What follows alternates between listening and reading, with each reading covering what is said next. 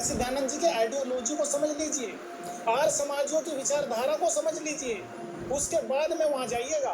कहीं ऐसा ना हो बाद में आपको पछताना पड़े और मुंह छिपाना पड़े कि जिनके वहां जा रहे हो उनके विचार भगवान शिव जी के बारे में किस प्रकार के हैं।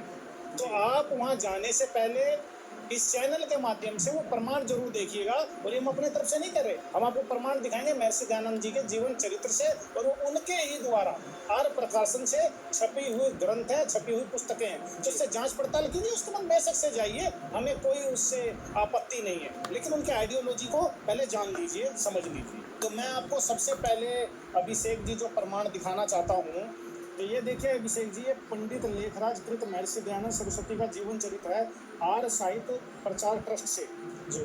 और ये है वो महर्षि दयानंद जी।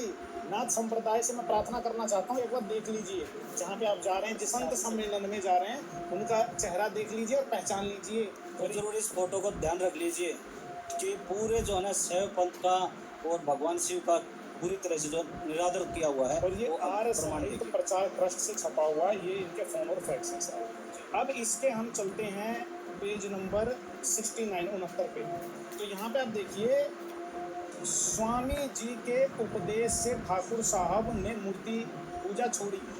अब जो महर्षि दयानंद जी हैं, उनका उपदेश सुनने से एक ठाकुर साहब नाम के व्यक्ति थे, उन्होंने मूर्ति पूजा छोड़ दी। और वो आगे क्या बताते हैं, वेदांत और निराकार शिव का उपदेश, संध्या व गायत्री का जप करना ही उपासना बताते थे। कौन? महर्षि दयानंद जी। और आगे लिखा है कि निराकार परमात्मा को शिव नाम से बतलाया करते थे महर्षि दयानंद जी। पार्वती के पति शिव की कोई चर्चा न थी, बल्कि उनके विरोधी थे। अब एक बार आप गौर से देखिए नाथ संप्रदाय वालों, पार्वती के पति शिव की कोई चर्चा महर्षि दयानंद जी ने कभी नहीं की थी, बल्कि उनके उसके विरोधी थे।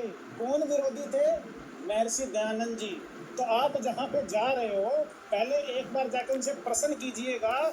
धर्म सम्मेलन करने से पहले सबसे पहला प्रश्न आप ये करेगा उन आर्य समाजियों से, क्या आप भगवान शिव को मानते हैं या नहीं मानते?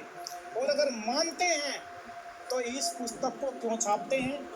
क्यों छापते हैं इस पुस्तक को? तो सबसे पहले इस पुस्तक का विरोध करिएगा और उनसे कहिएगा कि इसमें लिखे हुए उन शब्दों को हटाइए, उन वचनों को हटाइए जो महर्षि दयानंद जी ने आक्षेप किया है भगवान शिव के ऊपर। उसके बाद में चर्चा को आगे बढ़ाइएगा।